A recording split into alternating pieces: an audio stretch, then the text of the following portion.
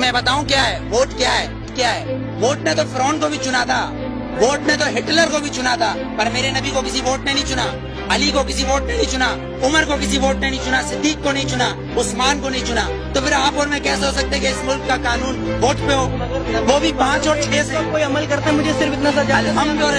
الحمدللہ وہ لوگ عمل. میں بتاتا ہوں. آپ مجھے آنسر دینے دیں. آپ نے کوشچن کرا ہے، میں آنسر دوں گا، آپ اس کا آنسر نہ دیں یا تو آپ نہ پوچھیں.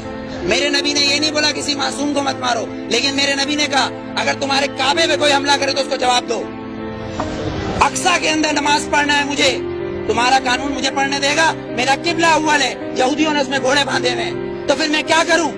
اگر لال مسجد کے اندر مشرف حملہ کرے گا تو میں کیا کروں؟ میرے گھر کے اندر میری ماں کو آگے کوئی اٹھا کے لے جائے، میں کیا کروں؟ میرا قانون اس کی اجازت دیتا ہے، میرا قانون اس کی اجازت دیتا ہے. آرٹیکل 63 اور 62 اس بات کی اجازت دیتا ہے کہ چیف جسٹس کو بھی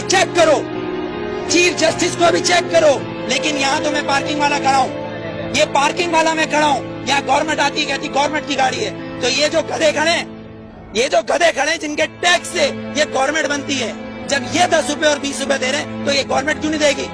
یہاں تو یہ قانون ہے.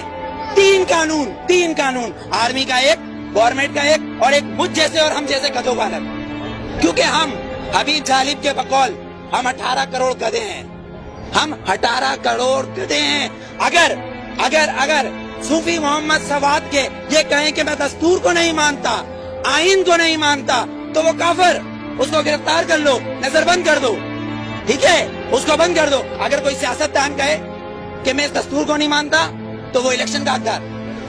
آپ کو کتنا لون معاف کیا، مجھے کتنا لون معاف کیا، پر ہمارے سیاستدانوں کو اربوں روپیہ معاف. بلاول زرداری صاحب کا 30 ارب روپے کا محل رائے گنج میں بن رہا ہے، وہ بھی کس سے لیا ہے؟ ملک ریاض سے. No, you are not corrupt. I am not corrupt. Malik Riaz is a corrupt. ایک کرپٹ مین ہمارے پریزیڈنٹ کو پیسہ دے رہا ہے اور کہہ رہا ہے رائے گنج میں محل بناؤ، اس لیے کہ نواز شریف کا محل ادھر ہے. کیوں ٹھٹا میں بناؤ نا، لاڑکانہ میں بناؤ، ادھر غریب لوگ مر رہے ہیں. سیلاب آیا سندھ میں تو تم سوئٹزرلینڈ گھوم رہے تھے، ہاں؟ تم کس پاکستان کی بات کرتے ہو؟ پاکستان کا مطلب کیا ہے؟